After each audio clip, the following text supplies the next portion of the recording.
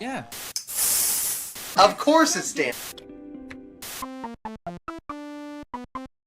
Hello random person, Sab Nino here.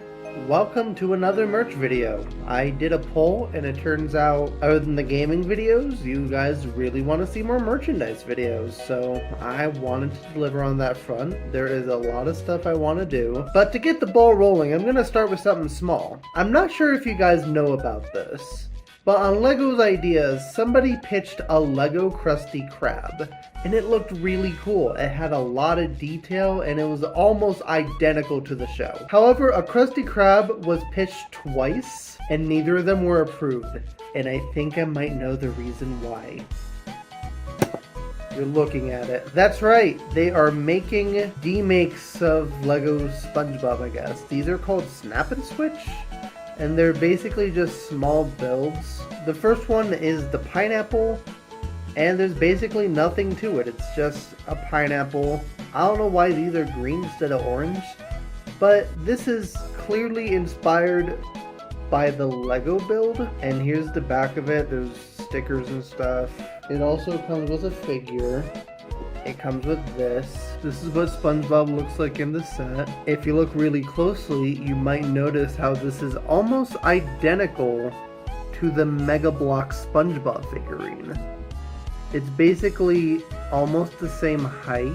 The only difference is probably the coloring and the face printing and stuff, but it's basically the exact same thing. The only slight difference is the back. Next up, we have Lego Krusty Krab. This should have been the Lego Idea set, guys. I can't believe they turned that down for this. Look at this. They don't even get the flags right. But then again, though, Lego SpongeBob never included this flag. Mega Bloks does, but not Lego, so I'll give them props here. And these are the figurines. I don't have a Plankton with me right now, but the Mr. Krabs is basically almost identical. The only difference is the pants color, I think, which I must say is a lot more accurate. And there's slight stuff too. It's hard to see due to the lighting, but there are tables that are stickers. Come on, this place is empty. Build tables. Why not build tables? It's Lego. These are building bricks. Take advantage of it. We also have Squidward's house. Even though it's very tiny, I hate to admit it, this is probably the most accurate Squidward's house we have ever gotten. Again, I really don't like the stickers on these. They're pretty lazy. There's even one that was hanging, and I believe I gave up halfway through, so I stuck it onto one of the sides. Or maybe it just fell off. This isn't Mega Bloks, but it's sort of a similar thing. This one is from the Jamor Japanese line, which is basically bigger versions of the Mega Bloks sets. They're pretty similar in that regard. Even though these are demake Lego sets, and looking at them compared to what I used to have as a kid is honestly a little depressing, but they're harmless, so I'll give them that. You can't have the Krusty Krab without the Chum Bucket. Weirdly enough, Plankton has a duplicate. None of the other characters have a duplicate but Plankton so far. And it's basically the exact same print and everything. We also have Karen. You know, Karen was translated alright. And here's the back of the Chum Bucket. I don't know why it has this wire. As you can see, it was very hard for me to actually build this. And Karen has a little monitor at top. And I'm gonna save the best for last because I had some thoughts on it. I forgot to bring this up. The Krusty Krab comes with a sign. The best for last. Bikini Bottom Express. When you think of the Bikini Bottom Express, what character would you expect this to have? You might think Sandy because of Texas. You might think of a bus driver. You're not gonna guess who it is. This is the set that represents Patrick. Fucking Patrick. And this pisses me off. And you wanna know why? This is blatant Patrick's Rock discrimination. And I'm not gonna let that slide. They have been doing it for a while. Bikini Bottom Undersea Party, that excludes Patrick's Rock. Bad Neighbors excludes Patrick's Rock. Imagine X, Patrick's Rock is literally just a slingshot. What do these marketers have against Patrick's Rock? Like, we have SpongeBob and Squidward's house, and right next to each other, they look good. But then we just have the Bikini Bottom Express just ruining everything. It pisses me off so much. Because we have the characters as a trio, but we don't have Patrick's rock. We don't have all 3 of their houses. So what the fuck?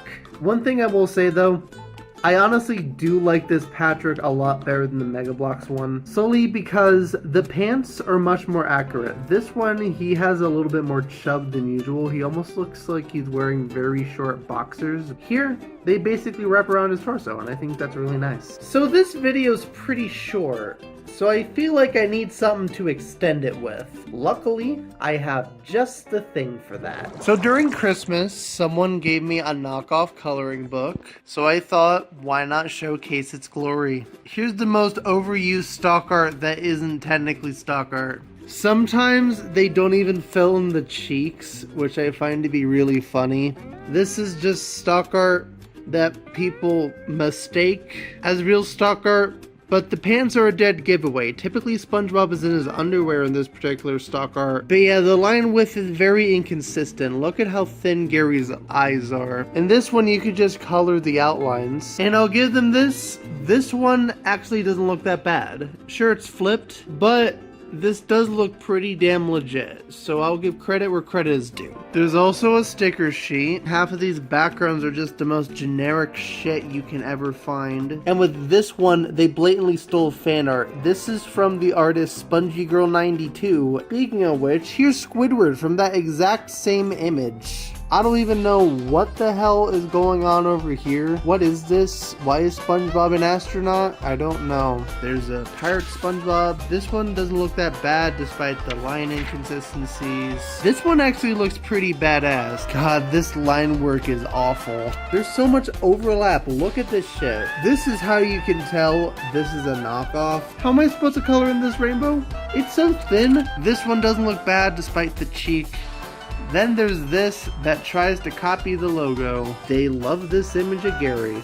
This is dummy thick. This is the thickest one so far. Also, that nose overlap pisses me off. And the last one is okay. And this is the back. This is Surfer Skate Road Trip art. They just have some generic fish. Those are my favorite creatures in SpongeBob. And that was my not Lego and bootleg coloring book video.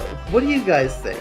Which one of these was the most interesting to you? Which one would you actually get? I'm assuming you guys would pick not Lego over an actual knockoff, even though is not Lego technically a knockoff?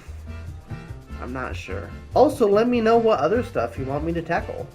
Whether it be SpongeBob stuff or, I don't know, maybe Hatsune Miku. I have a little stand right here. I have quite a bit of a collection of her.